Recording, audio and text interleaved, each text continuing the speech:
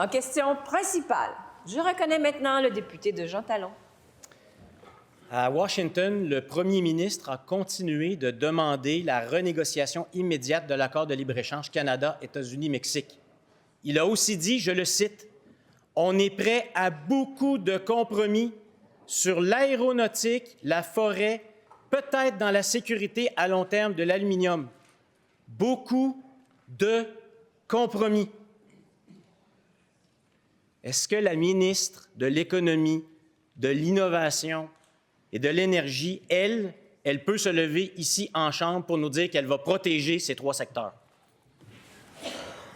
La réponse du premier ministre. Oui, Madame la Présidente, j'ai compris durant les 2 journées à Washington avec mes rencontres avec des élus républicains, avec des gens d'affaires, avec des personnes du bureau de M. Trump, qu'il y a une certaine inquiétude sur la dépendance des États-Unis à l'égard, en particulier du Québec, à cause de l'aluminium, à cause de l'aéronautique. Prenez l'exemple Pratt & Whitney à Longueuil.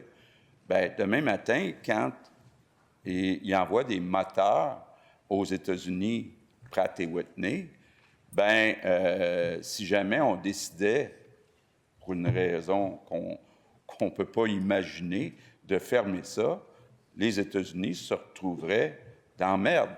Si demain matin, le 60 de leurs besoins en aluminium, on arrêtait de leur envoyer, bien, les États-Unis se retrouveraient dans la merde. Actuellement, les États-Unis sont dépendants de beaucoup de métaux stratégiques qu'ils achètent en Chine. Ils n'aiment pas ça. Ils aimeraient avoir ceux du Québec. Bon, ils nous ont répété qu'ils aimeraient ça, que le Québec puis le Canada deviennent le 51e État des États-Unis. Comme ça, il y aurait accès à tout ça.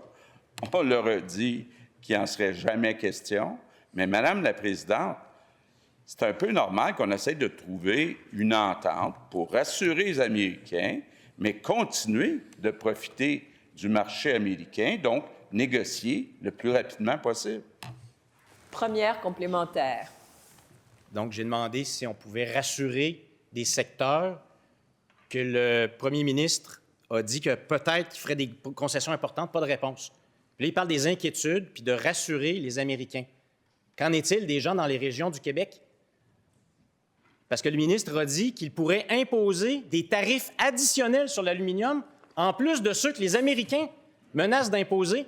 Moi, j'aimerais bien entendre la ministre responsable du Saguenay-Lac-Saint-Jean nous dire qu'elle est d'accord avec cette proposition du premier ministre. La réponse du premier ministre. Bien, d'abord, Madame la Présidente, je veux rassurer tous les travailleurs. Il n'est pas question qu'on oublie et qu'on ne défende pas tous les travailleurs du Québec. Maintenant, regarder des ententes à long terme pour continuer de fournir des produits essentiels aux États-Unis, je pense que c'est quelque chose qui peut être gagnant-gagnant. Maintenant, je le répète, quand on regarde la production mondiale d'aluminium, puis les besoins mondiaux en aluminium, c'est égal. Donc, ce que ça veut dire, c'est que si les États-Unis prennent leur aluminium en Asie, en Europe, bien, nous, on va aller vendre notre aluminium dans des nouveaux marchés. Puis ça va être une bonne chose pour le Québec. Deuxième complémentaire.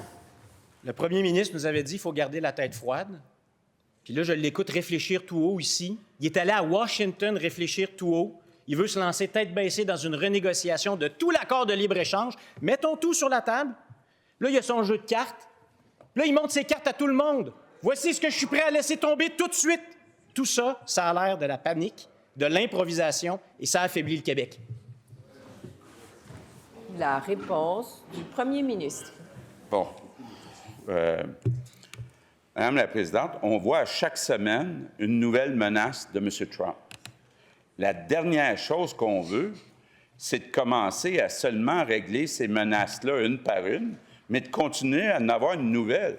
Ce qu'on veut, c'est une entente globale pour qu'on soit capable de continuer à travailler avec les États-Unis. Mais ce que propose le Parti québécois, c'est d'y aller à la pièce. Cette semaine, on travaille sur les frontières. La semaine prochaine, sur l'aluminium. L'autre semaine après, sur l'aéronautique. L'autre semaine. Puis traîner ça, cette incertitude, jusqu'en 2026. Donc, faire mal à l'économie du Québec jusqu'en 2026, c'est ça la stratégie du PQ.